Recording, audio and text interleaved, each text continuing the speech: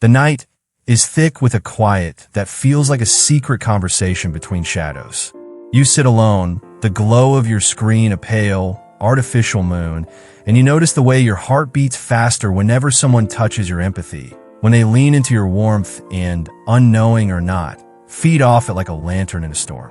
Have you ever felt that invisible thread tug at your emotions, pulling you deeper into someone else's orbit, only to find yourself lost in a maze of their desires?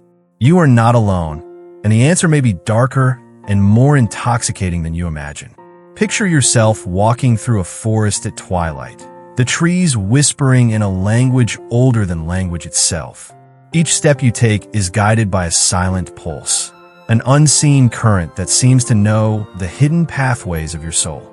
In that forest, there are creatures that thrive on light, those that thrive on darkness, and those that thrive on both. Manipulators, those shadows in the forest, have learned to read the map of your inner landscape. They have discovered that the most powerful of their prey are those who feel the world as a living, breathing entity, a living, breathing entity that is you. The question is not whether you're drawn to them, but why you feel compelled to stay in their orbit even as the path behind you grows dimmer.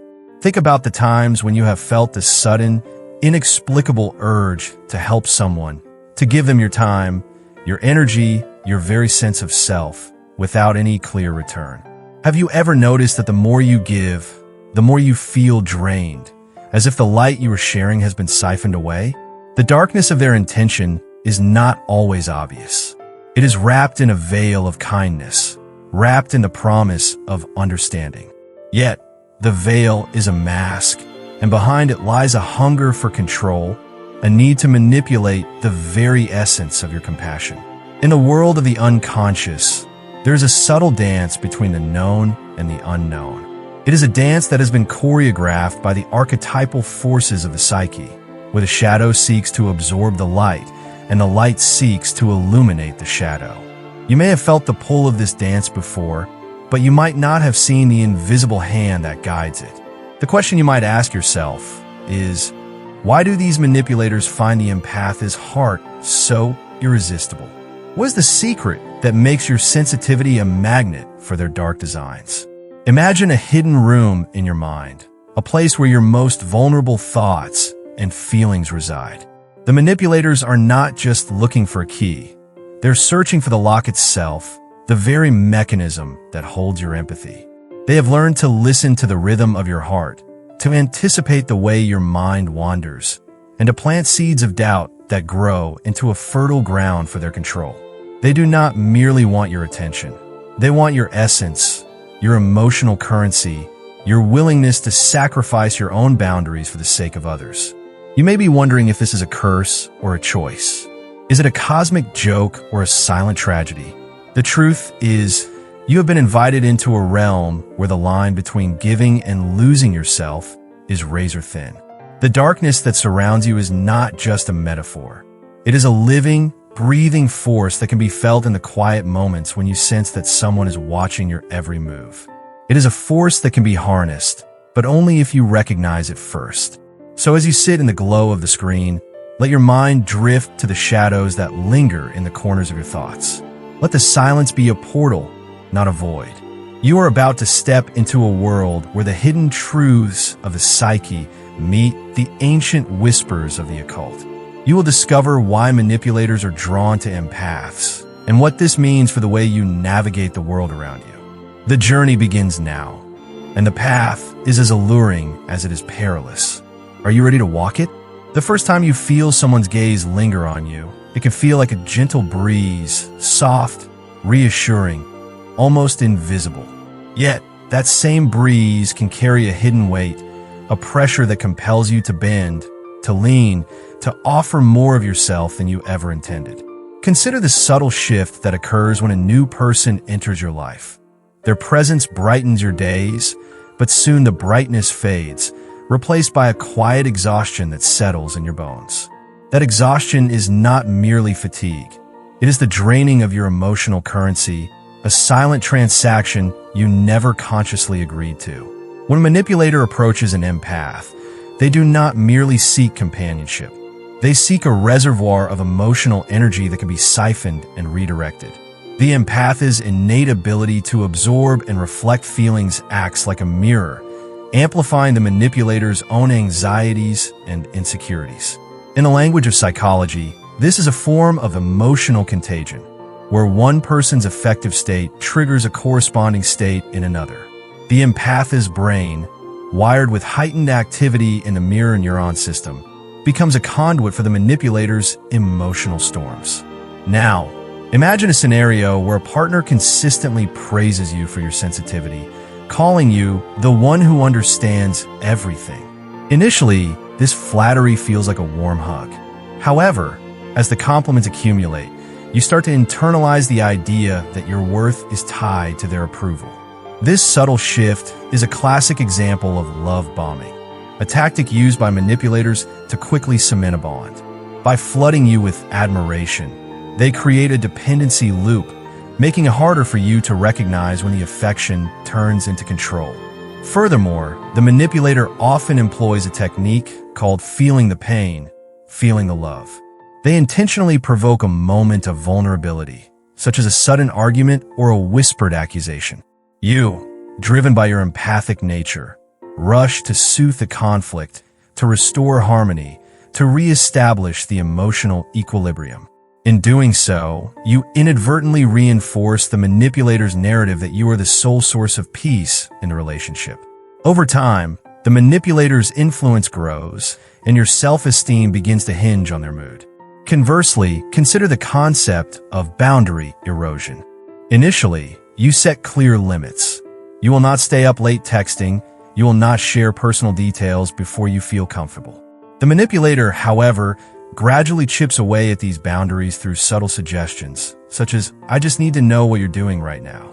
Each small concession adds a layer of compliance, a brick in a wall that, once completed, isolates you from external support. Another crucial layer is the shadow projection technique. Here, the manipulator casts their own fears and flaws onto you, labeling you as the problem.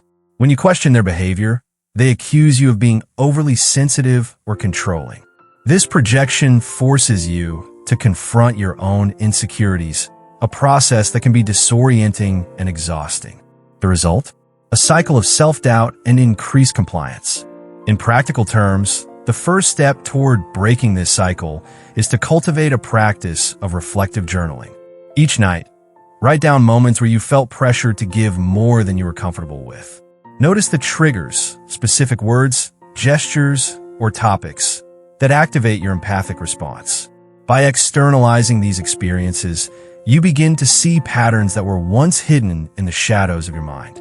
Next, experiment with the silent pause technique during tense moments. When a manipulator attempts to pull you into an emotional spiral, pause. Count to 5 in your head or take a breath that feels like a small, deliberate act of resistance. This pause breaks the immediate feedback loop and allows you to regain agency over your emotional state. Finally, surround yourself with a network of allies, friends, family, or a therapist who can provide an objective perspective. When you share your experiences, you externalize the manipulator's narrative, diminishing its power. The act of verbalizing your feelings not only validates your experience, but also reinforces your boundaries. Remember, the path to reclaiming your emotional autonomy is neither linear nor simple. It is a series of small, deliberate choices that, over time, accumulate into a powerful shift. By recognizing the manipulator's tactics and applying these strategies, you can transform the draining energy exchange into a balanced, reciprocal partnership, one where empathy is shared, not harvested. Drawing these strands together, we find ourselves at a crossroads where the quiet hum of the heart and the relentless echo of the mind converge. The subtle currents that once seemed separate now mingle, forming a single, potent tide that carries us forward. Imagine, if you will, a river that has long carved its own path, only to encounter a vast, uncharted canyon.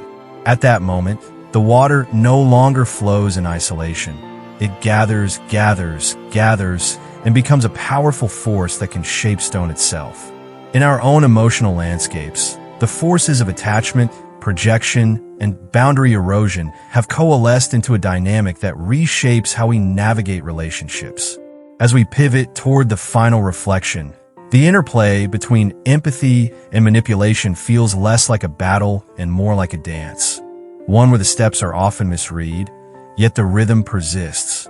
The subtle choreography of influence, of gentle coaxing and calculated withdrawal, creates a rhythm that can lull even the most vigilant of hearts into a trance of trust. Yet, this very rhythm also offers a hidden cadence, a pattern that, once recognized, can be used to reclaim agency. It is akin to learning the tempo of a song. Once you hear it, you can anticipate the next beat and perhaps even change the direction of the melody.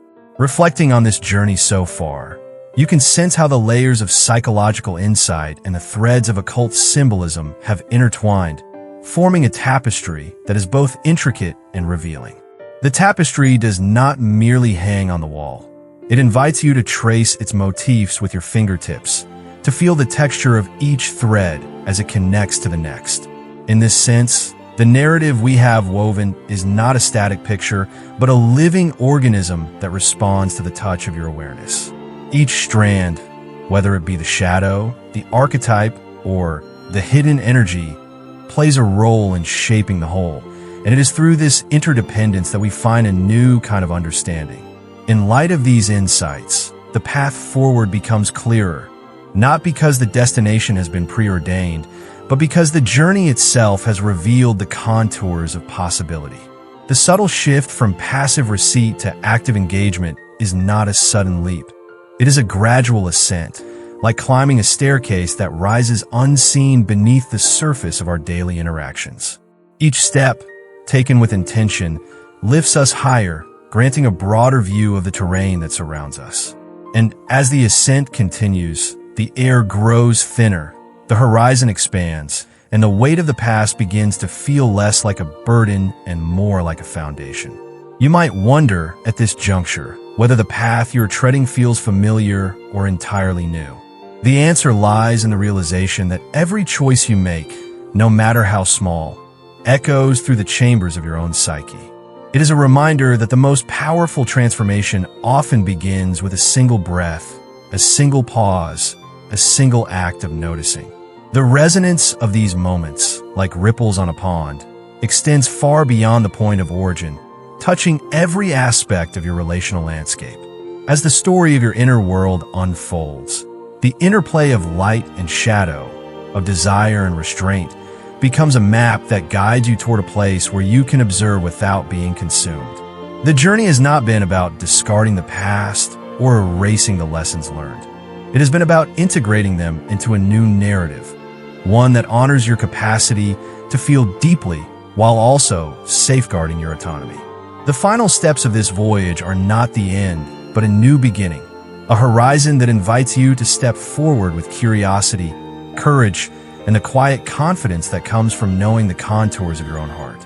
The night's quiet hush, once a backdrop for the gentle pulse of your own heart, now becomes the stage for a deeper conversation, one that invites you to listen not only to the words that surface, but to the silence that carries them.